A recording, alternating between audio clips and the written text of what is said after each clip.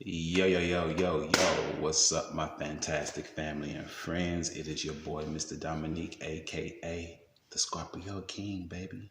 Okay, and I am back at you with another episode, Dom's World. Okay, and today we are going to chop it up about the Eye of Ra or the Eye of Horus. Well, both of them actually, the Eye of Ra and Eye of Horus. Okay, and basically, I'm just giving you some bullet points on what these eyes represent, a little bit of history, but not a lot because there's so much to go into that if you're really interested in these subjects and you really want to know about the Eye of Ra and the Eye of Horus, you have to go look this up for yourself, read this for yourself, whether it's through literature or online, but it is way too much for me to dig into. Well, I just want to let you know that if you like wearing these amulets, these charms, if you're into them, there is no evil connected to it. And that is what I'm here to educate you on. There is no evil, none at all. Not with the Eye of Ra, not with the Eye of Horus. Okay? Stick with your boy. Let's get into this. All right? So, the Eye of Ra, okay? The Eye of Ra is not usually associated with any evil, but rather with power and violence. Okay?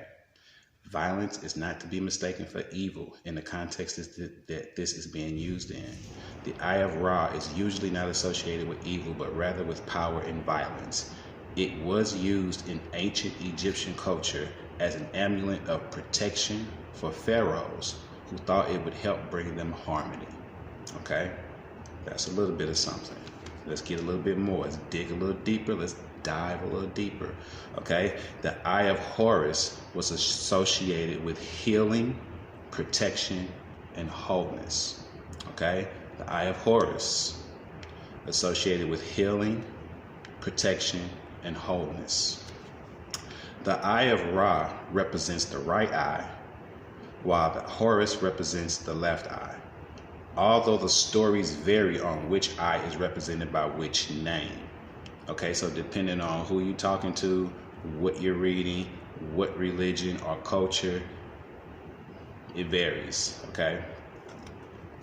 Horus is more connected with the moon, while Ra is more connected with the sun.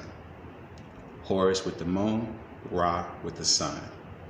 Ra is also connected in backstory with violence, having had sent his daughter to wage war on his disrespectful followers by using violence. Now again, you have to go look this up for yourself. There is a whole story, there's lots of stories, but there is one story where Ra sends his daughter, okay, in his name to go wage war against his disrespectful followers, okay? And again, not demonic or satanic, blood was shed on a battlefield in wars over religion. So we have wars for all sorts of reasons. Whether he was right or wrong, he did use violence. So did his daughter. But he wasn't the devil. He wasn't representing the devil or anything like that. Go look this up and read it for yourself. Horace Backstory. One of his backstories is losing his eye in battle. Not so much because of violence, but more so in self-defense. So Horace lost the eye in battle. Again, go look this up for yourself. I'm just giving you a few bullet points, okay? There is a story out there about Horace losing his eye and the amulet being representation of his eye that he lost in battle. Here's a fun fact, okay? Because I've done content on the third eye, the Eye of Horus, the Eye of Ra, the Agnya Chakra, pineal gland. I've talked about this in content in my past. So a fun fact, the Eye of Horus / Eye of Ra is not the same as the third eye exactly. Okay, here's why. The Eye of Horus and the Eye of Ra is Egyptian in origin. Okay, it's Egyptian in origin. But the third eye is Hindu in origin. Okay, so let me run that back for you.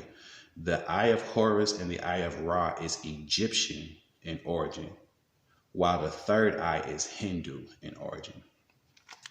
However, some traditions associate the location of the Eye of Horus and its connection with wisdom to the location and the meaning of the third eye in Hinduism. So that's why so many of us connect the Eye of Horus and the third eye. We use them in the same context, because in Egyptian culture, the Eye of Horus represents wisdom and spirituality. In Hinduism, the third eye represents wisdom and spirituality. So different religions, different cultures, but using two different names, but having the same meaning, okay?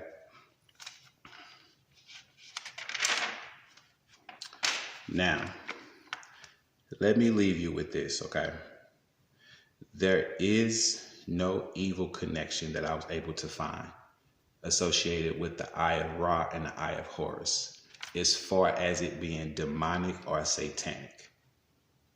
Now, you can say the fact that Ra, being a sun god, used violence. You can say that he was evil. Okay, fine.